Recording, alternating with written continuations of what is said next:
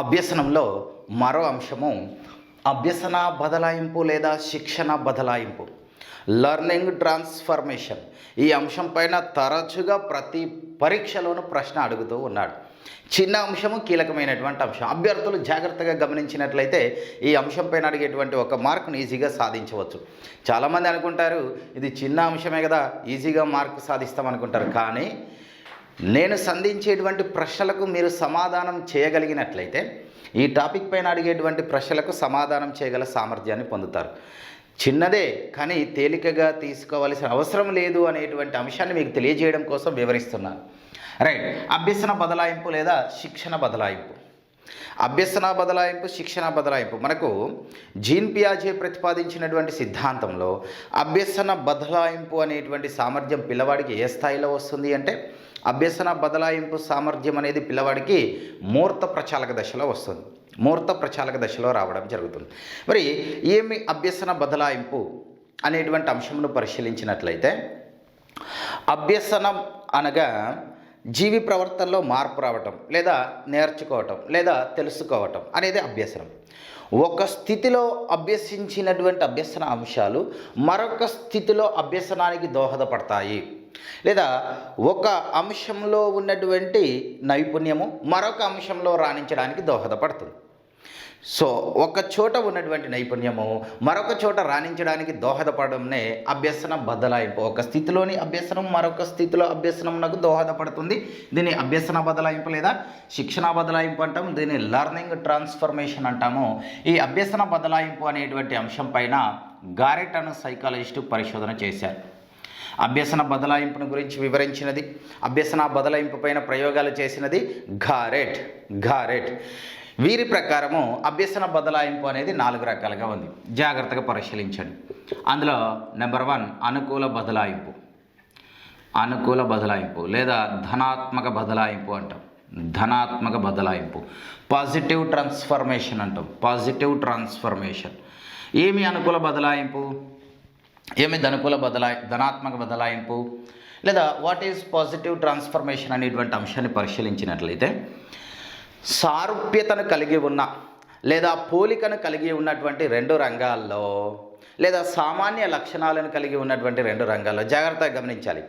సారూప్యతను కలిగి ఉన్న లేదా పోలికలను కలిగి ఉన్న లేదా సామాన్య లక్షణాలను కలిగి ఉన్నటువంటి 2 రంగాల్లో ఒక రంగంలో ఉన్న నైపుణ్యము మరొక రంగంలో రాణించడానికి దోహదపడినట్లయితే దానినే ధనాత్మక బదలాయింపు లేదా అనుకూల బదలాయింపు అంటాం. అంటే అనుకూల బదలాయింపు జరగాలి అంటే ఏముండాలి? తప్పనిసరిగా 2 రంగాల మధ్యన పోలిక అనేది ఉండాలి, 2 విషయాల మధ్యన సారూప్యత అనేది ఉండాలి, 2 అంశాలు సామాన్య లక్షణాలను కలిగి ఉన్నవై ఉండాలి. సో అలాంటి సందర్భంలో ఒక అంశంలో ఉన్న నైపుణ్యం మరొక అంశంలో రాణించడానికి దోహదపడినట్లయితే దానినే ధనాత్మక బదలాయింపు లేదా అనుకూల బదలాయింపుగా పేర్కొంటాం. 2-3 ఉదాహరణలు పరిశీలించినట్లయితే మీకు స్పష్టమైనటువంటి అవగాహన వస్తుంది. పిల్లవాడిని మొట్టమొదటిసారిగా పాఠశాలకు పంపించాము. ఆ పాఠశాల ఉపాధ్యాయురాలు బోర్డు పైన బియూటీ అని రాసి దీనిని బట్గా ఉచ్చరించాలి అని నేర్పించినది పిల్లవాడికి. ఇప్పుడు పిల్లవాడు దీన్ని బట్గా ఉచ్చరిస్తున్నాడు. మరుసటి రోజు ఉపాధ్యాయురాలు బోర్డు పైన ఎన్యూటీ అని రాసినది. పిల్లవాడు టక్కున లేసి నట్టుగా ఉచ్చరించాడు. అంటే ఇక్కడ ఉన్న నైపుణ్యం ఇక్కడ రాణించడానికి దోహదపడుతుంది. దీన్ని అనుకూల బదలాయింపు అంటాం. ఈ బదలాయింపు జరగాలి అంటే 2 అంశాల మధ్యన సారూప్యత అనేది ఉండాలి, పోలిక అనేది ఉండాలి. క్లియర్? ఎస్. చూడండి, వెరీ సింపుల్. సైకిల్ తొక్కడం నేర్చుకున్నటువంటి పిల్లవాడు బైక్ రైడింగ్ను సులభంగా నేర్చుకోవటం, అనగా సైకిల్ను బ్యాలెన్స్ చేసేటువంటి నైపుణ్యము బైక్ను బ్యాలెన్స్ చేయడంలో దోహదపడుతుంది. క్లియర్? ఎస్. సంస్కృత భాషలో గల నైపుణ్యము హిందీ భాషను అభ్యసించడంలో దోహదపడటము. అంశాల మధ్య సారూప్యత ఉంది, పోలిక ఉంది. ఇక్కడ ఉన్న నైపుణ్యం ఇక్కడ రాణించడానికి దోహదపడుతుంది. తెలుగు భాషలో గల నైపుణ్యము కన్నడ భాషను సులభంగా అభ్యసించడంలో దోహదపడ్డము. ఈ 2 రెండు అంశాల మధ్య అక్షర సారూప్యత అనేది ఉంటుంది. ఇదిగోండి, వీటి మధ్య అక్షర సారూప్యత అనేది ఉంటుంది. కాబట్టి ఒక దగ్గర ఉన్న నైపుణ్యం మరొక చోట రాణించడానికి దోహదపడుతుంది. మన డిఎస్సిలో హెచ్డి పిల్లలకు అడిగాడు ప్రశ్న, తెలుగు భాష కన్నడ భాషలో ఇమిడి ఉన్నటువంటి అభ్యసన బదలాయింపు అన్నాడు. చాలామంది పిల్లలు ఆన్సర్ చేయలేకపోయారు. వీటి మధ్య ఏముంటుంది? అక్షర సారూప్యత ఉంటుంది. కాబట్టి ఇక్కడ ఉన్న నైపుణ్యం అక్కడ రాణించడానికి దోహదపడుతుంది. ఇప్పుడు కంప్యూటర్ కీబోర్డును నేర్చుకున్నటువంటి పిల్లవాడు టైప్ రైటింగ్ సులభంగా నేర్చుకోవటం, కంప్యూటర్ కీబోర్డు టైప్ రైటింగ్, వీటి మధ్య ఆకార సారూప్యత అనేది ఉంటుంది. కాబట్టి ఇక్కడ ఉన్న నైపుణ్యం అక్కడ రాణించడానికి దోహదపడుతుంది. ఇంకో కంప్యూటర్ కీబోర్డ్లో ఉన్నటువంటి నైపుణ్యం ద్వారా టైప్ రైటింగ్లు సులభంగా, వేగంగా, సమర్థవంతంగా, అర్థవంతంగా నేర్చుకోగలుగుతాడు. క్లియర్? ఎస్. బ్యాడ్మింటన్ ఆటలో ఉన్నటువంటి నైపుణ్యము టెన్నిస్ ఆటను నేర్చుకోవడంలో దోహదపడుతుంది. ఏం బదలాయింపు కలదు? అనుకూల బదలాయింపు లేదా ధనాత్మక బదలాయింపు అనేది కనిపిస్తుంది. గణిత శాస్త్రంలో నైపుణ్యం కలిగి ఉన్నటువంటి పిల్లవాడు భౌతిక శాస్త్ర సమస్యలను వేగంగా సాధించడము ఏం నైపుణ్యం కనిపిస్తుంది? అనుకూల బదలాయింపు లేదా ధనాత్మక బదలాయింపు. సో ఇది ధనాత్మక బదలాయింపు. బదలాయింపులో గల మరో రకంను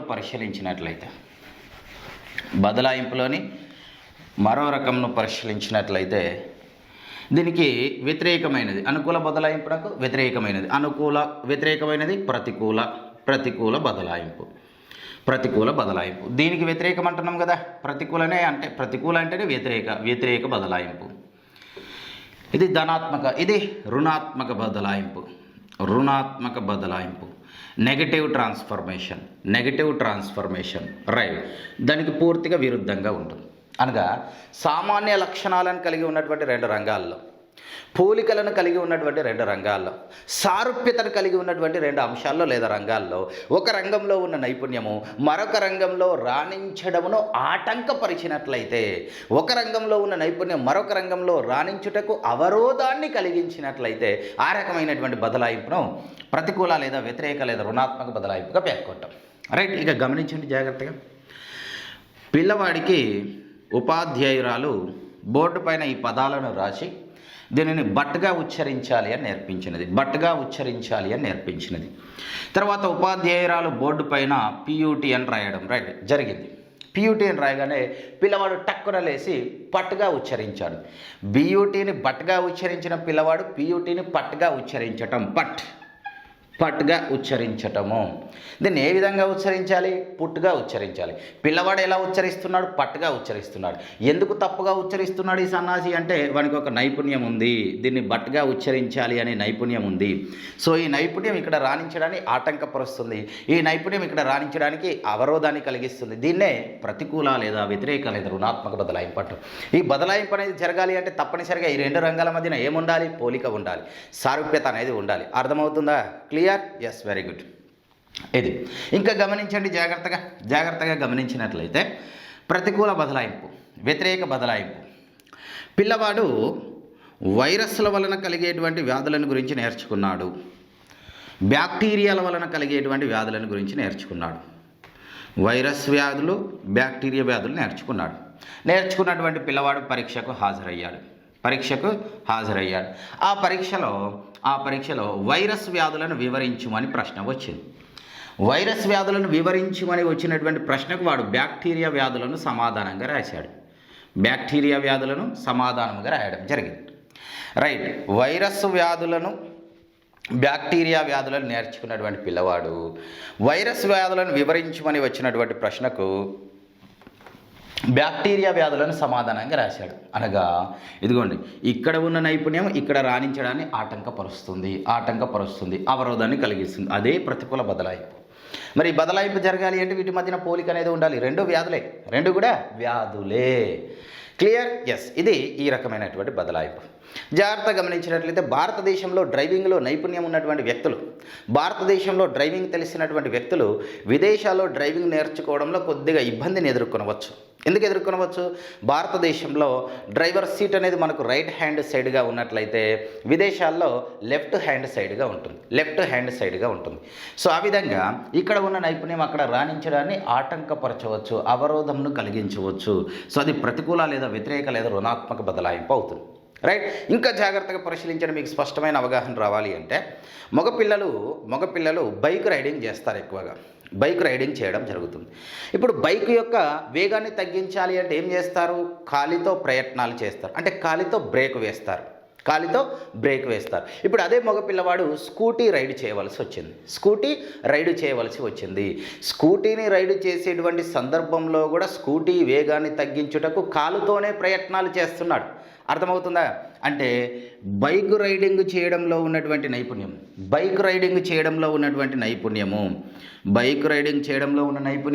స్కూటీని రైడ్ చేయడంలో ఆటంకాన్ని కలిగిస్తుంది, అవరోధాన్ని కలిగిస్తుంది. ఇక్కడ ఉన్నటువంటి బదలాయింపు రుణాత్మక లేదా ప్రతికూల లేదా వ్యతిరేక బదలాయింపు. అంటే కాలితో బ్రేక్ వేసేటువంటి అలవాటు ఇక్కడ పొరపాటుగా మారిపోయింది. కాలితో బ్రేక్ వేసే అలవాటు ఇక్కడ పొరపాటుగా మారిపోయింది. సో కాబట్టి అలవాట్లో పొరపాటు అనేటువంటి సామెత ఏ రకమైన బదలాయింపులో ఇమిడి ఉన్నది? ప్రతికూల బదలాయింపులో ఇమిడి ఉన్నది. రైట్. ఇక్కడ జాగ్రత్తగా గమనించాలి. వైరస్ వ్యాధులు నేర్చుకున్నాడు, బ్యాక్టీరియా వ్యాధులు నేర్చుకున్నాడు. పరీక్షలో వైరస్ వ్యాధులను వివరించుము అని ప్రశ్న వస్తే బ్యాక్టీరియా వ్యాధులు సమాధానంగా రాయడం జరిగింది.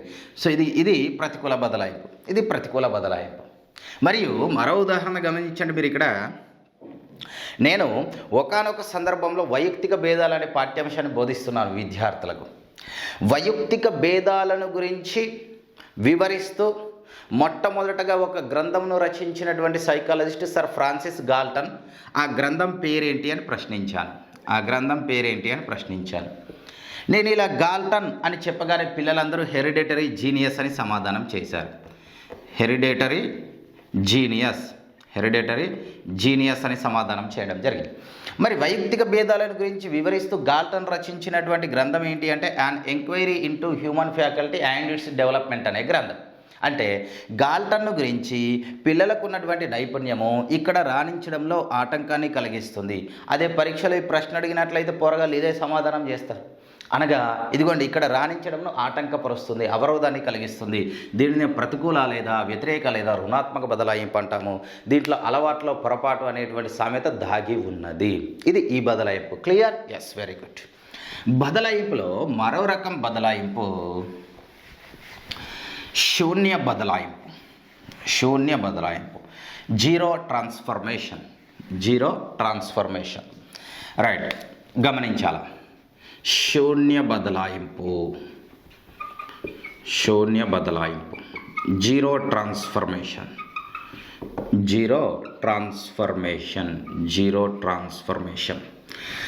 రైట్. శూన్య బదలాయింపు పేరులోనే కనిపిస్తుంది. అనగా ఒక రంగంలో ఉన్న నైపుణ్యము మరొక రంగంలో రాణించడానికి దోహదపడదు. ఒక రంగంలో ఉన్న నైపుణ్యము మరొక రంగంలో రాణించడంను ఆటంకపరచదు. ఒక రంగంలోని నైపుణ్యము మరొక రంగంలో రాణించడానికి దోహదపడదు. ఒక రంగంలోని నైపుణ్యం మరొక రంగంలో రాణించడానికి ఆటంకపరచదు. ఈ విధంగా ఉన్నట్లయితే దాన్ని శూన్య బదలాయింపుగా పేర్కొంటాం. అసలు ఇంత తలకాయ నొప్పి అవసరం లేదు.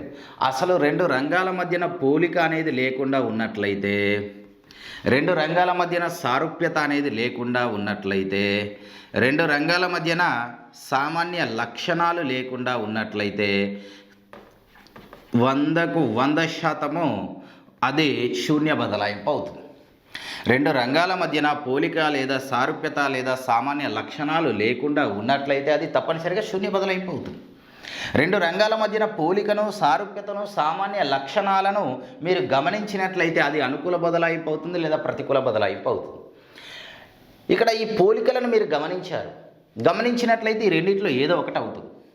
ఒక దగ్గర ఉన్న నైపుణ్యం మరొక దగ్గర రాణించడానికి దోహదపడుతున్నట్లయితే అది అనుకూల అవుతుంది. ఒక దగ్గర ఉన్న నైపుణ్యం మరొక చోట రాణించడానికి ఆటంకపరుస్తున్నట్లయితే అది ప్రతికూల అవుతుంది. అసలు రెండు రంగాల మధ్యన పోలికనే లేదు, అది ఏమవుతుంది? శూన్య బదలాయింపు అవుతుంది, జీరో ట్రాన్స్ఫర్మేషన్ అవుతుంది. రైట్. ఇక గమనించండి. 10వ తరగతి విద్యను పూర్తి చేసినటువంటి విద్యార్థి ఇప్పుడు ఈదడం నేర్చుకోవాలనుకుంటున్నాడు. ఈ వాక్యంలో గల బదలాయింపు ఈ క్రింది వారిలో. అసలు విద్యకు ఈదడానికి ఏమన్నా సంబంధం ఉందా? విద్యా రంగము వేరు, ఈ చలన కౌశలం ఈదడం అనేటువంటి అంశము వేరు. సో రెండు రంగాల మధ్యన పోలిక లేదు కాబట్టి అది తప్పనిసరిగా ఏమవుతుంది? శూన్య బదలాయింపు అవుతుంది, శూన్య బదలాయింపు కావడం జరుగుతుంది. ఇప్పుడు చదువులో రాణించేటువంటి పిల్లవాడు చదువులోనూ రాణించడం, ఆటలలోనూ రాణించడం, చదువులోనూ రాణించడం, ఆటలలోనూ రాణించడం. అబ్బా, ఇక్కడ రాణిస్తున్నాడు, ఇక్కడ రాణిస్తున్నాడు అంటే ఇక్కడ ఉన్న నైపుణ్యం ఇక్కడ రాణించడానికి దోహదపడుతుందేమో అని అనుకూల బదలాయింపు పెట్టడానికి అవకాశం లేదు. ఎస్, చదువులో రాణిస్తున్నాడు, ఆటల్లోనూ రాణిస్తున్నాడు, రెండింటిలోనూ రాణిస్తున్నాడు. విద్యారంగము వేరు, క్రీడారంగం వేరు. ఆ రెండింటి మధ్యన అసలు పోలికే లేదు. పోలికే లేనట్లయితే ఏం బదలాయింపు అవుతుంది? శూన్య బదలాయింపు అవుతుంది. శూన్య బదలాయింపు అవుతుంది. క్లియర్? ఈ రెండింటి మధ్యన పోలిక లేదు. గమనించండి, మొన్న డిఎస్సీలో అడిగాడు ప్రశ్న. ఇంటర్మీడియట్ పూర్తి చేసినటువంటి విద్యార్థి తనకు గణితంలో ఎంత నైపుణ్యం ఉందో, అంటే గణితంలో ఎన్ని గరిష్టంగా మార్కులు సాధించాడో, ఎంత గరిష్ట మార్కులు సాధించాడో, గణితంలో తాను గరిష్ట మార్కులను సాధించినటువంటి నైపుణ్యంతో డిగ్రీలో తాను పొలిటికల్ సైన్స్ను ఎన్నుకొని అభ్యసిస్తానని తన స్నేహితులతో చెప్పాడు విద్యార్థి. ఇది విన్నటువంటి ఆ విద్యార్థి యొక్క స్నేహితులు పక్కున నవ్వారు. వారు పక్కున నవ్వుటకు గల కారణం ఈ క్రింది వానిలో అని 4 ఆప్షన్స్ ఇచ్చాడు. ఈ విధంగా గణితంలో ఉన్నటువంటి నైపుణ్యం పొలిటికల్ సైన్స్ను అభ్యసించడంలో దోహదపడుతుందా? గణితంలో ఉన్న నైపుణ్యం పొలిటికల్ సైన్స్ను అభ్యసించడం ఆటంకపరుస్తుందా? దోహదపడదు, ఆటంకపరచదు. అసలు గణితానికి పొలిటికల్ సైన్స్కి మధ్య సారూప్యత అనేదే లేదు, పోలిక అనేదే లేదు. ఆ రెండింటి మధ్యన సామాన్య లక్షణాలే లేవు. కాబట్టి 100% ఏమవుతుంది? శూన్య బదలాయింపు అవుతుంది. ఏం బదలాయింపు? శూన్య బదలాయింపు కావడం జరుగుతుంది. రైట్, ఇక్కడ గమనించండి, చాలా లాజికల్గా ఉంటాయి నా ప్రశ్నలు. అందుకనే నేను చెప్పాను, ఇది చిన్న అంశమే కానీ తేలిగ్గా తీసుకోకూడదు. నేను ఒక జీవశాస్త్ర ఉపాధ్యాయుని. గమనించాలి ఇక్కడ జాగ్రత్తగా. నేను ఒక జీవశాస్త్ర ఉపాధ్యాయుని. I'm a biology teacher. నేను ఒక జీవశాస్త్ర ఉపాధ్యాయుడిని. నేను ఇప్పుడు ఉత్తమ రైతుగా కూడా రాణిస్తున్నాను. ఇక్కడ ఇమిడి ఉన్నటువంటి బదలాయింపు ఈ క్రింది వల్ల అంటాడు. ఇక ఈ ప్రశ్న చదివినటువంటి పోరగాళ్ళందరూ అబ్బా, క్వశ్చన్ ఎంత తేలికగా ఇచ్చాడు. ఏ ఉపాధ్యాయుడు అంట? జీవశాస్త్ర ఉపాధ్యాయుడు అంట. జీవశాస్త్ర ఉపాధ్యాయుడు అంటే ఈ జీవశాస్త్ర ఉపాధ్యాయుడికి మొక్కలను గురించిన ఐడియా ఉంటుంది. జీవశాస్త్ర ఉపాధ్యాయుడికి సంకరజాతి వంగడాలను గురించిన అవగాహన ఉంటుంది. జీవశాస్త్ర ఉపాధ్యాయుడికి చీడపీడలను గురించిన అవగాహన ఉంటుంది.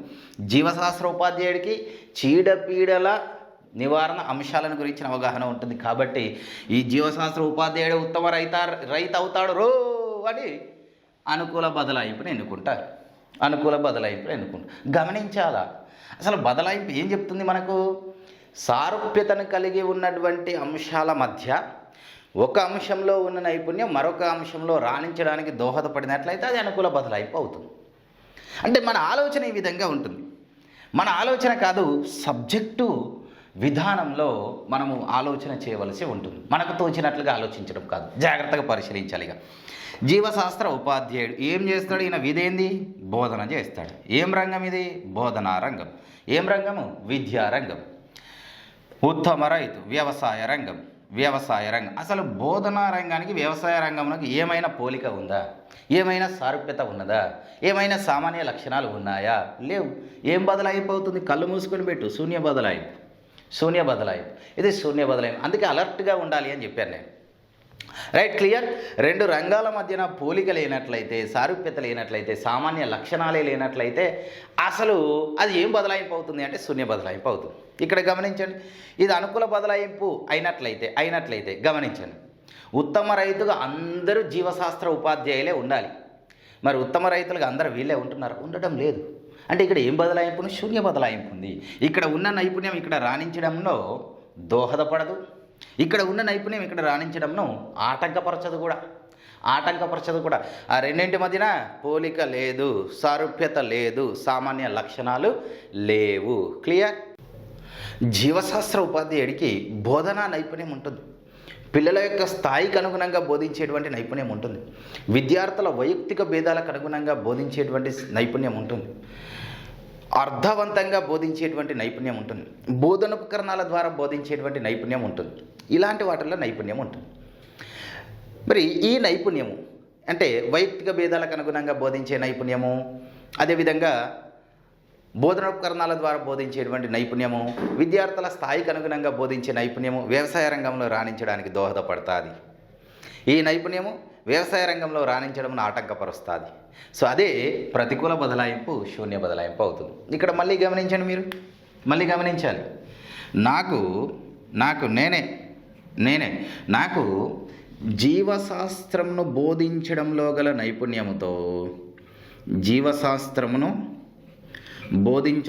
నైపుణ్యంతో సైకాలజీని బాగా బోధిస్తున్నాను.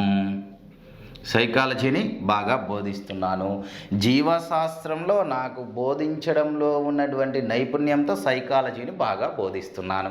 మరి ఇక్కడ ఉన్నటువంటి బదలాయింపు ఏంటి గమనించాలి.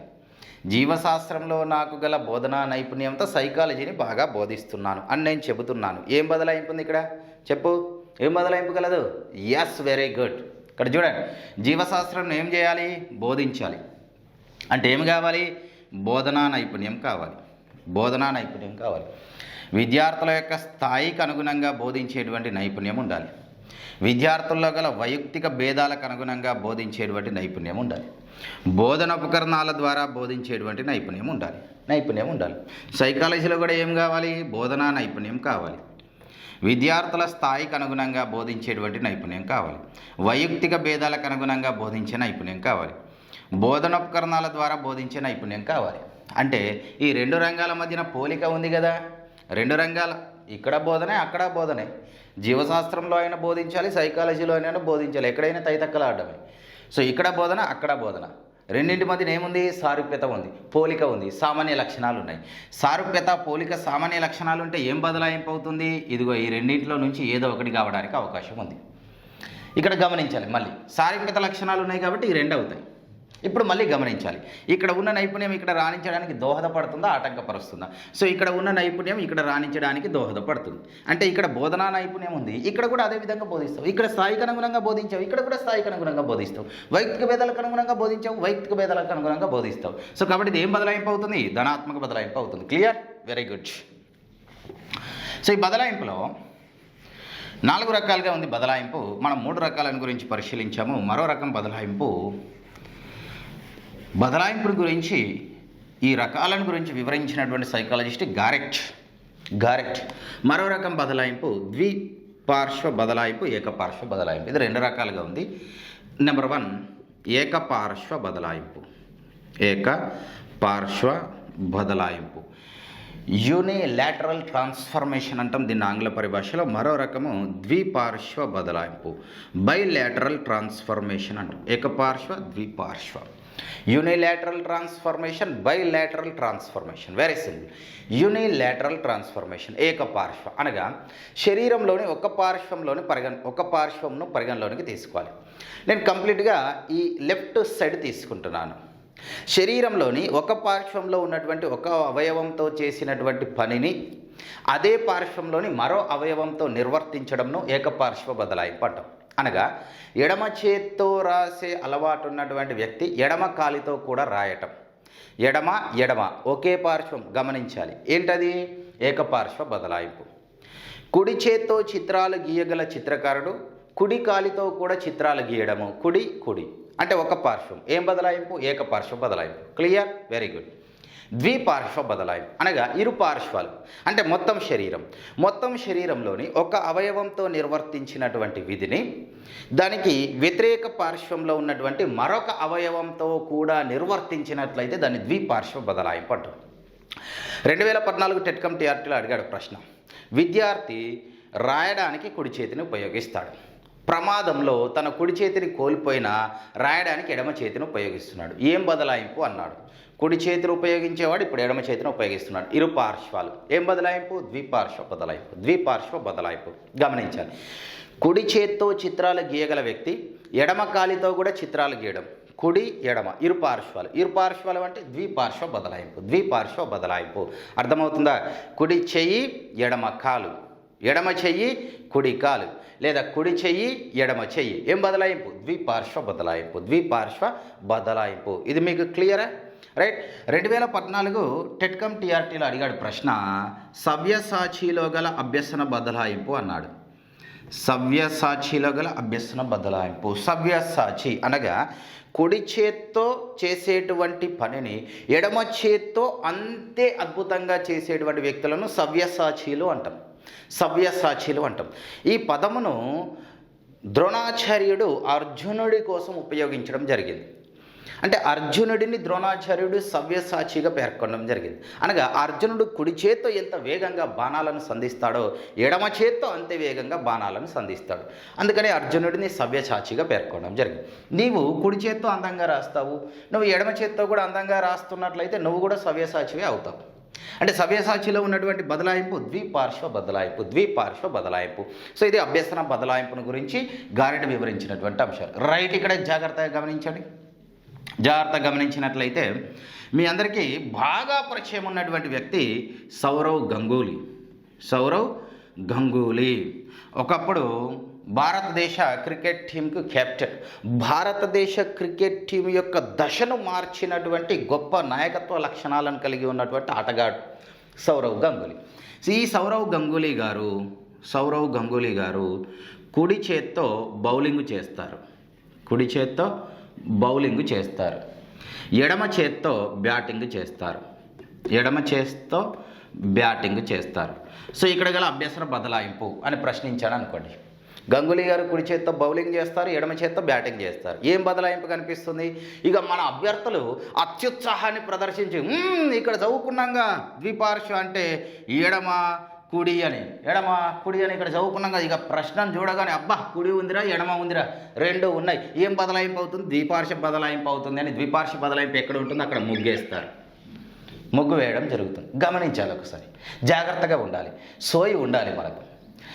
కుడి చేత్తో చేసే పనిని ఎడమ చేత్తో సైతం చేసినట్లయితే అది ద్విపార్శ్వ బదలాయింపు అవుతుంది.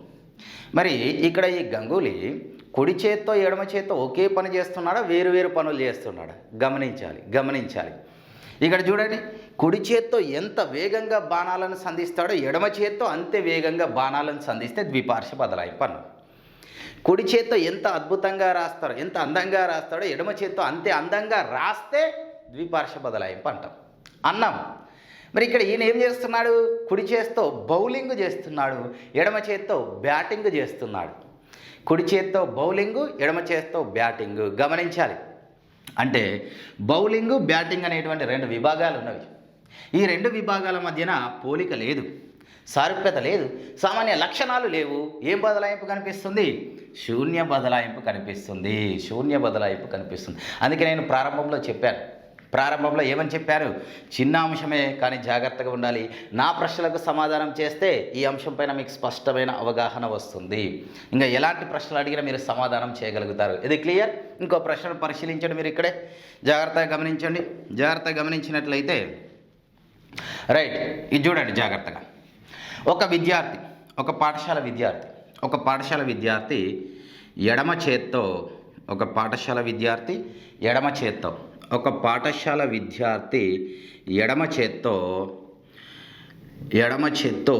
అందమైన ముగ్గులు వేయగలదు.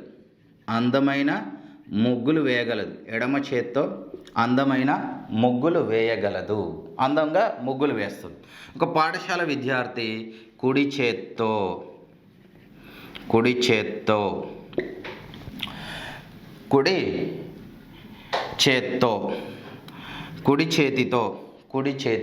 ఇక జాగ్రత్తగా పరిశీలించండి. ఎడమ చేత్తో అందంగా ముగ్గులు వేస్తుంది, కుడి చేతితో వస్తువులను అధిక దూరం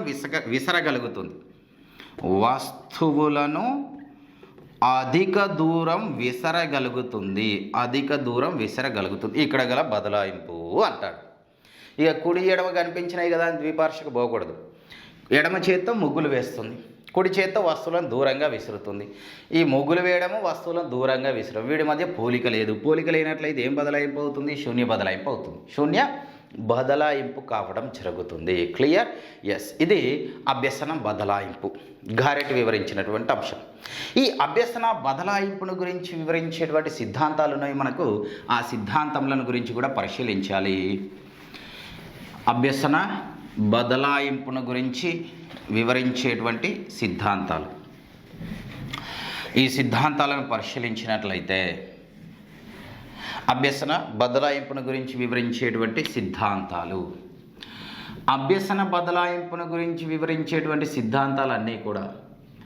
ఈ అభ్యసన బదలాయింపు సిద్ధాంతాలన్నీ కూడా ధనాత్మక బదలాయింపును గురించి వివరిస్తాయి. అభ్యసన బదలాయింపును గురించి వివరించే సిద్ధాంతాలన్నీ ధనాత్మక బదలాయింపును గురించి వివరిస్తాయి. రైట్. అందులో ఒక సిద్ధాంతము సమరూప మూలకాల సిద్ధాంతం. సమరూప మూలకాల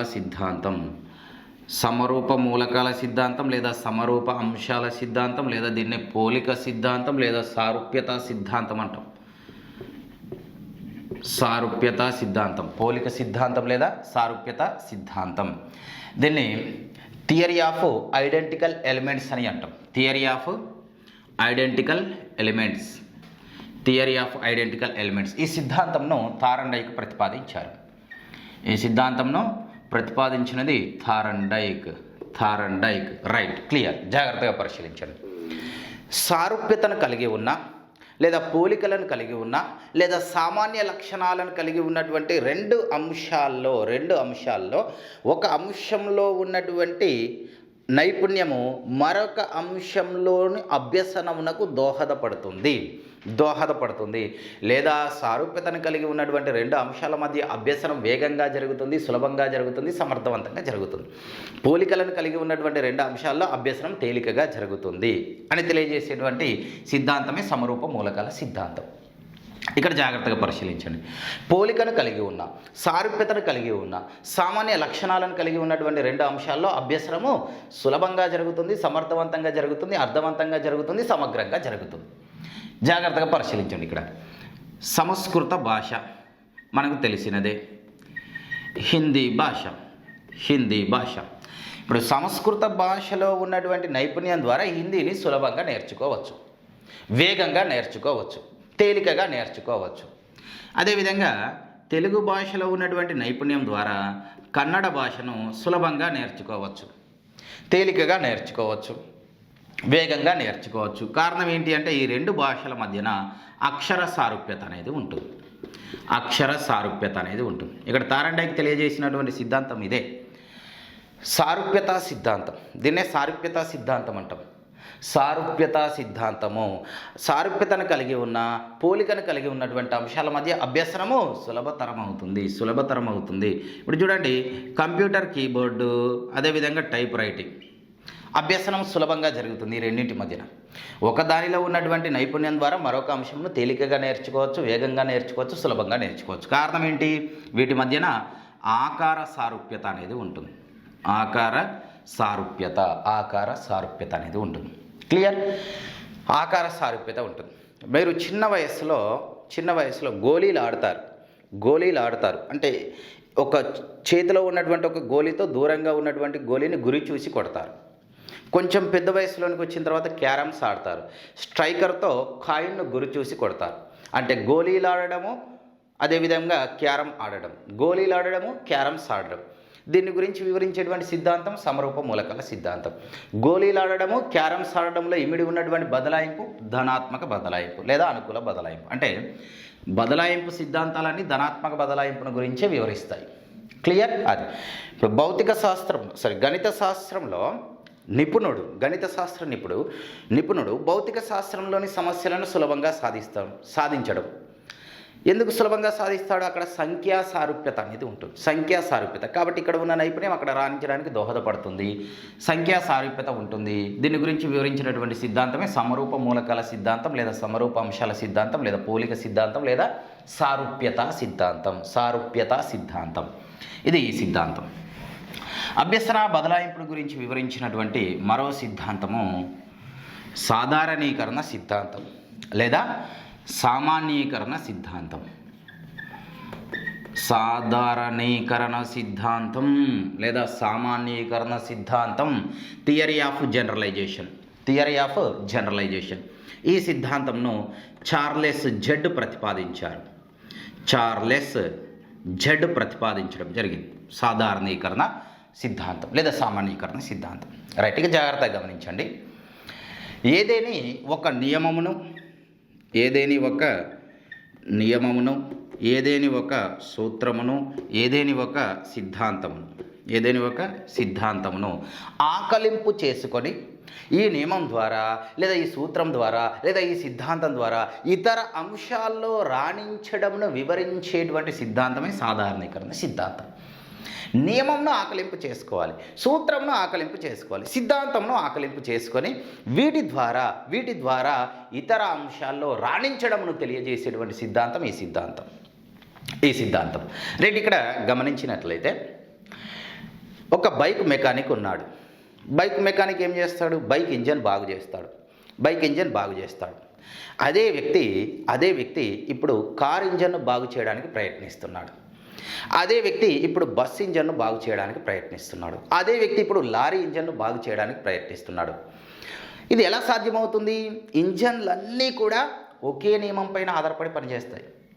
ఆ నియమంను నీవు ఆకలింపు చేసుకున్నట్లయితే బైక్ ఇంజన్ను బాగు చేయగలవు, కార్ ఇంజన్ను బాగు చేయగలవు, బస్ ఇంజన్ను బాగు చేయగలవు, లారీ ఇంజన్ను కూడా బాగు చేయగలవు. సో ఇలా ఒక నియమంను ఆకలింపు చేసుకొని దీని ద్వారా ఇతర అంశాల్లోనూ రాణించడంను వివరించేటువంటి సిద్ధాంతమే సాధారణీకరణ సిద్ధాంతము. ఒక సూత్రమును ఆకలింపు చేసుకొని ఇప్పుడు ఉపాధ్యాయుడు తరగతి గదిలో విద్యార్థులకు బోధించాడు. ఏం బోధించాడు అంటే మల్లెపువ్వు రాత్రిపూట వికసిస్తుంది, తెలుపు వర్ణంలో ఉంటుంది, సువాసనను వెదజల్లుతుంది. జాజి మల్లె తెలుపు వర్ణంలో ఉంటుంది, రాత్రిపూట వికసిస్తుంది, సువాసనను వెదజల్లుతుంది. సన్నజాజి తెలుపు వర్ణంలో ఉంటుంది, రాత్రిపూట వికసిస్తుంది, సువాసనను వెదజల్లుతుంది అని ఇలా ఉపాధ్యాయుడు తెలియజేయడం జరిగింది.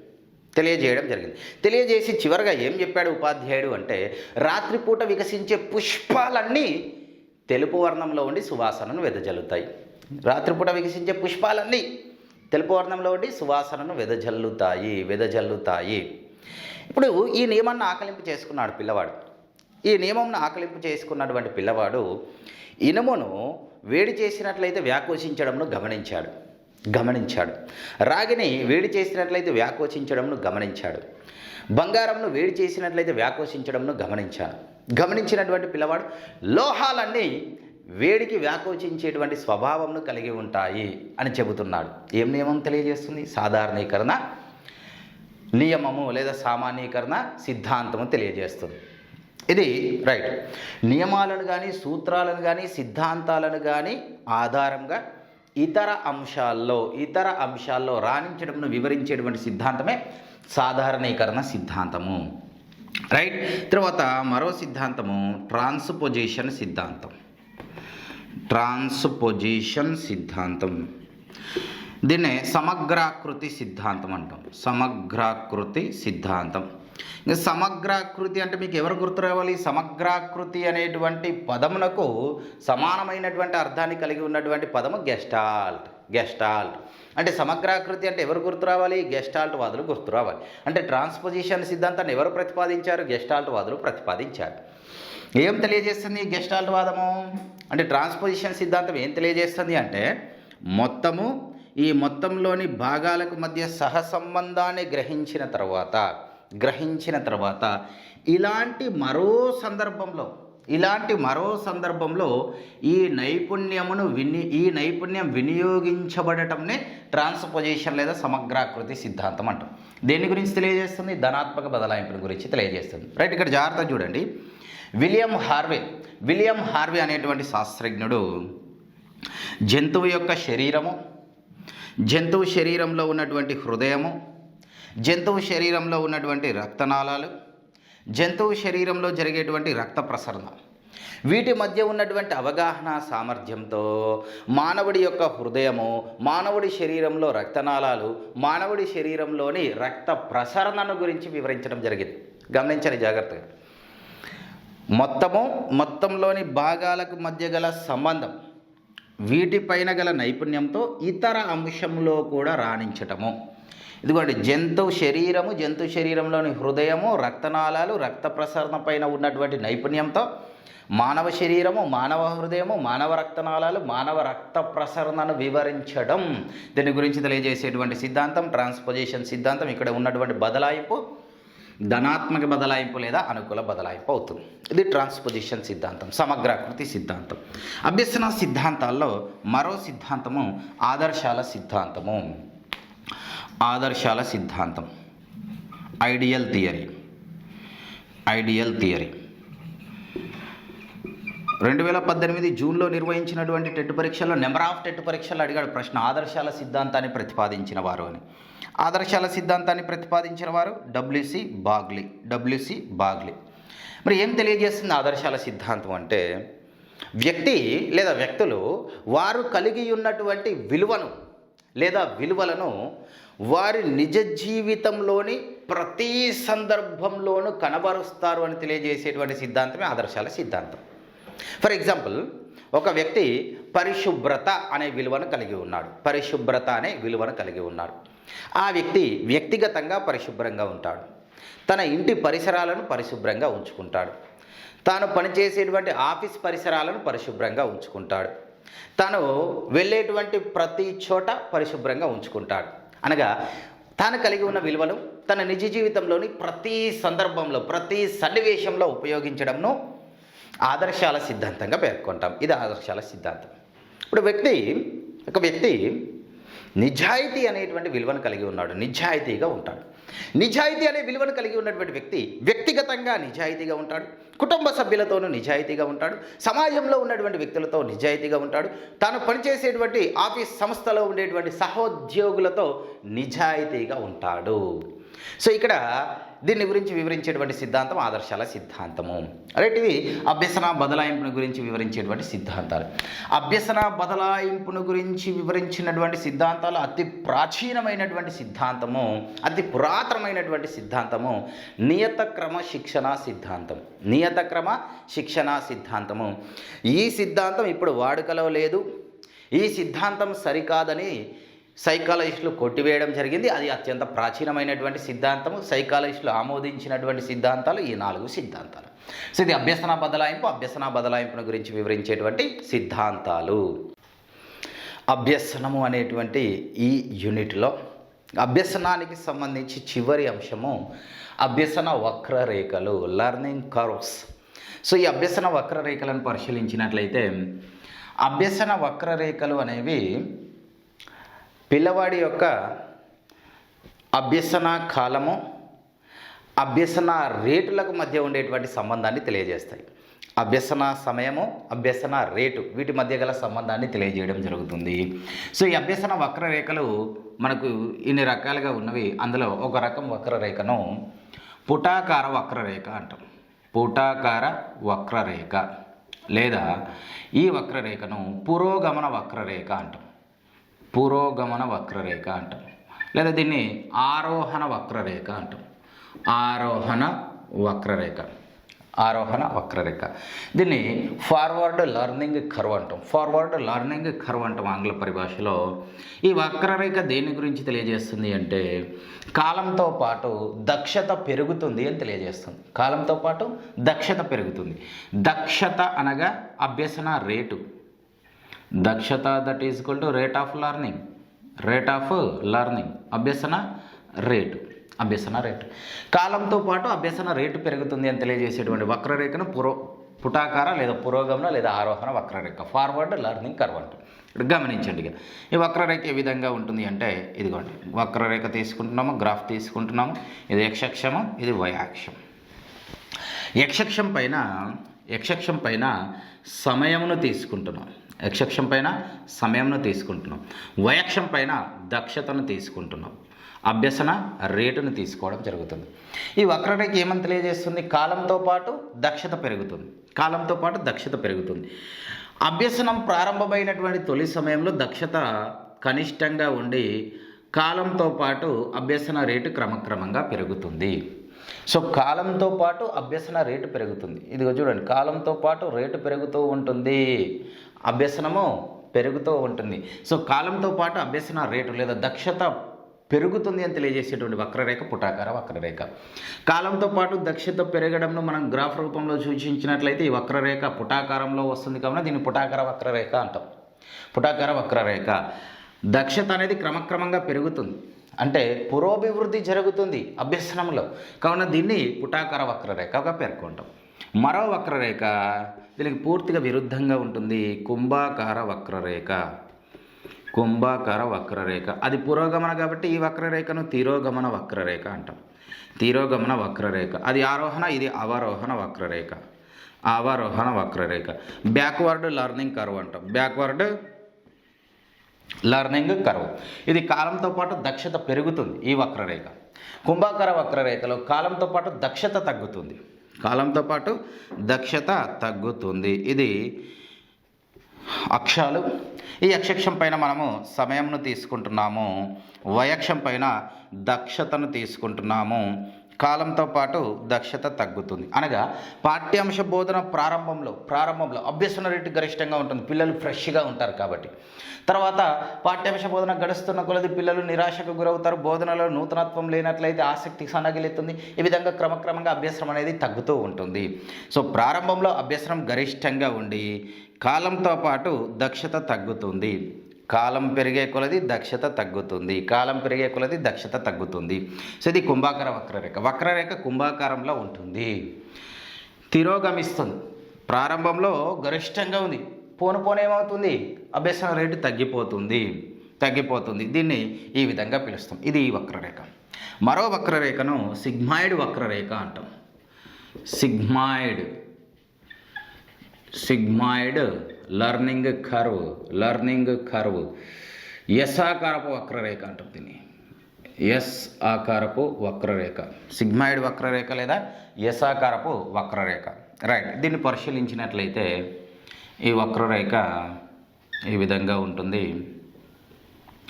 రైట్. ఎక్స్ అక్షం పైన దక్షత, వయక్షం పైన సమయం. రైట్గా చూడండి.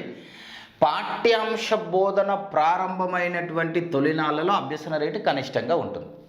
కనిష్టంగా ఉండి కాలం గడిచే కొలది అభ్యసన రేటు గరిష్టమవుతుంది. అభ్యసన రేటు గరిష్టమైన తర్వాత మళ్ళీ అభ్యసన రేటు క్రమక్రమంగా కనిష్టం అవడం జరుగుతుంది. అభ్యసన రేటు గరిష్టమై మళ్ళీ క్రమక్రమంగా అభ్యసన రేటు కనిష్టమవుతుంది. సో దీన్ని సిగ్మాయిడ్ వక్రరేఖ. ఈ వక్రరేఖ మనకు ఎస్ ఆకారంలో ఉంటుంది. దీన్ని సిగ్మాయిడ్ వక్రరేఖ అంటాము. ఈ వక్రరేఖ ఎస్ ఆకారంలో ఉంటుంది కావున దీన్ని ఎస్ ఆకారపు వక్రరేఖగా పేర్కొంటాం. అభ్యసనం ప్రారంభంలో కనిష్టంగా ఉంటుంది, తర్వాత కాలంతో పాటు పెరుగుతూ అభ్యసనం గరిష్టమవుతుంది. అభ్యసనం గరిష్టమైన తర్వాత కాలంతో పాటు అభ్యసనం అనేది తగ్గుతూ ఉంటుంది. ఇది ఎస్ ఆకారపు వక్రరేఖ. అభ్యసన వక్రరేఖల్లో మరో వక్రరేఖను పరిశీలించినట్లయితే లాక్షణిక వక్రరేఖ. దీన్ని టిపికల్ లర్నింగ్ కర్వ్ అంటాం. టిపికల్ లర్నింగ్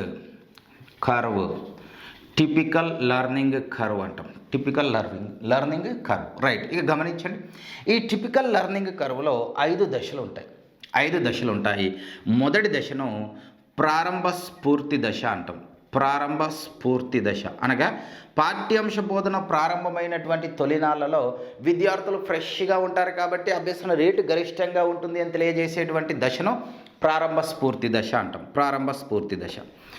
తర్వాత అభ్యసనంలో ఎత్తుపల్లాలు అనేవి కనిపిస్తాయి. అభ్యసనం ఒడిదుడుకులకు గురవుతుంది. దీన్ని చంచల్య దశగా పేర్కొంటాం. చంచల్య దశ. ఇంకా విద్యార్థులు అసలు అభ్యసనమే జరగడం లేదు, అభ్యసనం ఆగిపోతుంది. అభ్యసనంలో ఎలాంటి పురోగతి కనిపించని దశను పీఠభూమి దశ అంటాం. పీఠభూమి దశలో ఉన్నటువంటి విద్యార్థిని ప్రేరేపించినట్లయితే మళ్ళీ అభ్యసనంలో చురుకుగా పాల్గొని అభ్యసనంను మెరుగుపరుచుకుంటాడు. దీన్ని పీఠభూమి అనంతర స్ఫూర్తి దశ అంటాం, లేదా ద్వితీయ స్ఫూర్తి దశ. పీఠభూమి అనంతర స్ఫూర్తి దశ లేదా ద్వితీయ స్ఫూర్తి దశ. మరో దశను శారీరక హద్దు దశ అంటాం. హద్దు దశ.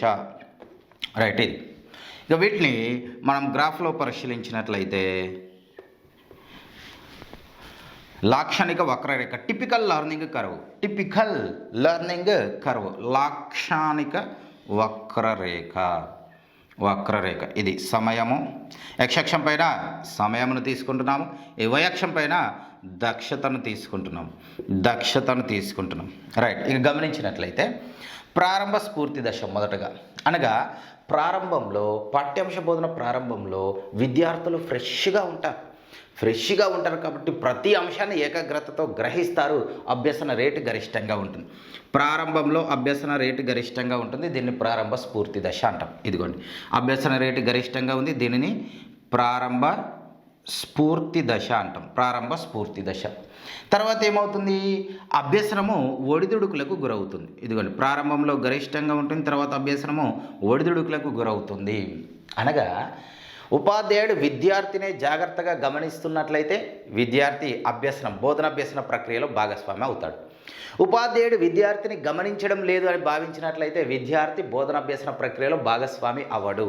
అంటే ఒక సందర్భంలో భాగస్వామి అయి అభ్యసనంను మెరుగుపరుచుకుంటాడు, మరో సందర్భంలో భాగస్వామి కాకుండా తనకు ఆసక్తి లేనటువంటి పాఠ్యాంశాన్ని బోధిస్తున్నట్లయితే పిల్లవాడు నిష్క్రియాత్మకంగా ఉంటాడు, అభ్యసన రేటు తగ్గిపోతుంది. మళ్ళీ ఆసక్తి గల అంశం బోధించినట్లయితే మళ్ళీ క్రియాత్మకం అవుతాడు, అభ్యసన రేటు గరిష్టమవుతుంది. అసలు బోధనలో నూతనత్వం లేదు, నూతనత్వం లేనట్లయితే మళ్ళీ అభ్యసన రేటు తగ్గిపోతుంది. పిల్లవాడిలో నిరాశ ఏర్పడినది, అభ్యసన రేటు తగ్గిపోతుంది. పిల్లవాడికి ఇష్టమైన అంశం బోధిస్తున్నాడు, మళ్ళీ అభ్యసన రేటు పెరుగుతుంది. ఇలా బోధనలో ఎత్తుపల్లాలు కనిపించేటువంటి దశ, ఒడిదుడుకులు కనిపించేటువంటి దశను చంచల్య దశగా పేర్కొంటాం. ఇక పిల్లవాడికి ఇది చంచల్య దశ. బోధనలో అభ్యసనంలో ఎత్తుపల్లాలు కనిపించేటువంటి దశ చంచల్య దశ. ఇంకా అసలు పిల్లవాడు బోధనాభ్యసన ప్రక్రియలో భాగస్వామి కావడం లేదు, పూర్తిగా అభ్యసనం ఆగిపోయినది. అంటే అభ్యసనంలో ఎలాంటి పురోగతి కనిపించడం లేదు, అభ్యసనంలో ఏ విధమైన పురోగతి లేదు, ఎలాంటి పురోగతి లేనటువంటి దశను పీఠభూమి దశ అంటాం.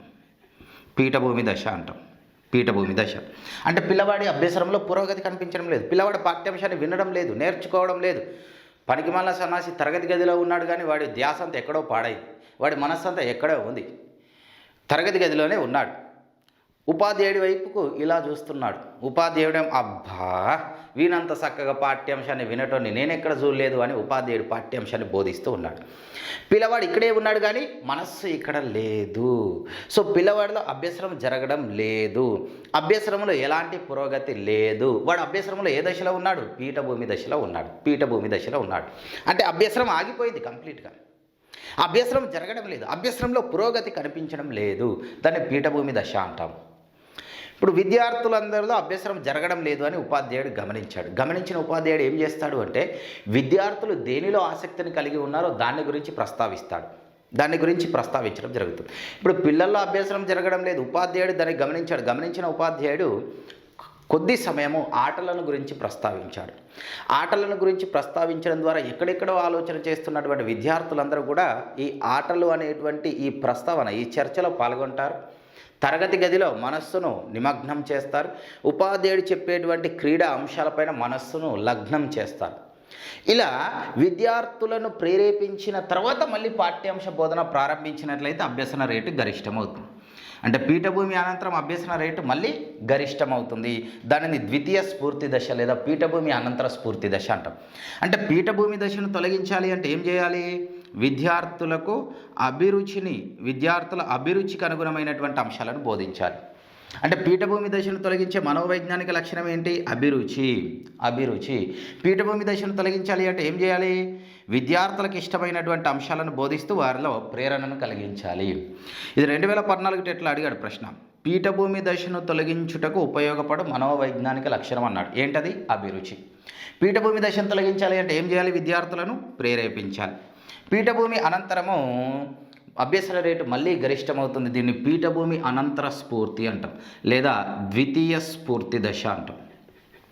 ద్వితీయ స్ఫూర్తి దశ. ఇక ఎంత ప్రయత్నించినప్పటికీ ఇంతకు మించి అభ్యసన రేటు ఉండనటువంటి దశను శారీరక హద్దు దశ అంటాం. శారీరక హద్దు దశ అనగా అభ్యసనము అత్యంత అంటే ఇంతకు మించి ఎంత ప్రయత్నించినా అభ్యసనం జరగదు. దాన్ని శారీరక హద్దు దశగా పేర్కొంటాం. ఇది అభ్యసన వక్రరేఖలు. ఏపీడిఎస్సి 2018లో నిర్వహించినటువంటి డిఎస్సి పరీక్షలు అడిగాడు ప్రశ్న. విజయ్ ఒక పాఠశాల ఉపాధ్యాయుడు తన విద్యార్థి అయినటువంటి లావణ్యను గత కొద్ది రోజులుగా పరిశీలిస్తూ ఉన్నాడు. తన విద్యార్థి అయినటువంటి లావణ్యలో అభ్యసనంలో ఎలాంటి పురోగతి జరగడం లేదు అని గమనించాడు. కాగా లావణ్య ఏ అభ్యసన దశలో ఉన్నట్లు నీవు భావిస్తావని ప్రశ్నించాడు. అభ్యసనంలో ఎలాంటి పురోగతి లేదు అంటే ఏ దశలో ఉంటుంది? పీఠభూమి దశలో ఉంటుంది. పీఠభూమి దశలో ఉంటుంది, గమనించాలి. పీఠభూమి దశలో ఉంటుంది. ఇక చూడండి జాగ్రత్తగా. ఉపాధ్యాయుడు పాఠ్యాంశ బోధన ప్రారంభించిన తొలినాళ్ళలో విద్యార్థులందరూ ఏ అభ్యసన దశలో ఉంటారు? పాఠ్యాంశ బోధన ప్రారంభించిన తొలినాళ్ళలో అభ్యసన రేటు గరిష్టంగా ఉంటుంది. దాన్ని ప్రారంభ స్ఫూర్తి దశ అంటాం, ఎందుకంటే ఫ్రెష్గా ఉంటారు పిల్లలు. ఉపాధ్యాయుడు బోధించేటువంటి అంశం పైన ఒక విద్యార్థి మిడిమిడి జ్ఞానమును కలిగి ఉన్నాడు. కాగా వాడు అభ్యసనంలో ఏ దశలో ఉంటాడు? మిడిమిడి జ్ఞానం ఉంది కాబట్టి ఒక చోట అభ్యసన రేటు గరిష్టమవుతుంది, ఒక చోట కనిష్టమవుతుంది, ఒక చోట గరిష్టమవుతుంది, ఒక చోట కనిష్టమవుతుంది. అంటే అభ్యసనంలో ఒడిదుడుకులను ఎదుర్కొంటాడు, అభ్యసనంలో రేటులో ఎత్తు పల్లాలు కనిపిస్తాయి. దాన్నే చంచలీయ దశ అంటాం, చంచలీయ దశ అంటాం. ఉపాధ్యాయుడు విద్యార్థుల స్థాయికి మించిన పాఠ్యాంశాన్ని బోధిస్తున్నాడు. కాగా విద్యార్థులందరూ ఏ దశలో ఉంటారు? స్థాయికి మించిన పాఠ్యాంశాన్ని బోధిస్తున్నాడు కాబట్టి విద్యార్థులు అందరూ పీఠభూమి దశలో ఉంటారు. ఎవరిలోనూ అభ్యసనం జరగదు, ఎవరి అభ్యసనంలో కూడా పురోగతి కనిపించదు. కాబట్టి ఏ దశలో ఉంటారు? పీఠభూమి దశలో ఉంటారు. ఉపాధ్యాయుడు పాఠ్యాంశంను బోధించేటువంటి సందర్భంలో ఇద్దరు బాలికలు ముచ్చట్లాడుతున్నారు. ఆ ఇద్దరు బాలికలు ఏ దశలో ఉంటారు? పీఠభూమి దశలో ఉంటారు. వారిలో అభ్యసనం జరగదు. ఇక్కడ ఇతను పాఠ్యాంశాన్ని బోధిస్తే వాళ్ళు ముచ్చట్లలో నిమగ్నమయ్యారు కాబట్టి అభ్యసనం జరగదు. జరగనట్లయితే ఏ దశలో ఉంటారు? పీఠభూమి దశలో ఉంటారు. పీఠభూమి దశలో ఉండడం జరుగుతుంది. ఉపాధ్యాయుడు బోధించేటువంటి పాఠ్యాంశం పట్ల విద్యార్థి మంచి సామర్థ్యాన్ని కలిగి ఉన్నాడు. ఆ విద్యార్థి ఏ దశలో ఉంటాడు అంటే శారీరక హద్దు దశలో ఉంటాడు. ఇంకా ఈ దశకు మించి అభ్యసన రేటు అనేది జరగదు. సో అభ్యసనం అత్యంత గరిష్టంగా ఉండేటువంటి దశ శారీరక హద్దు దశ. సో ఇవి కంప్లీట్గా అభ్యసన వక్రరేఖలు, లర్నింగ్ కర్వ్ అనేటువంటి అంశాలు. Right, thank you.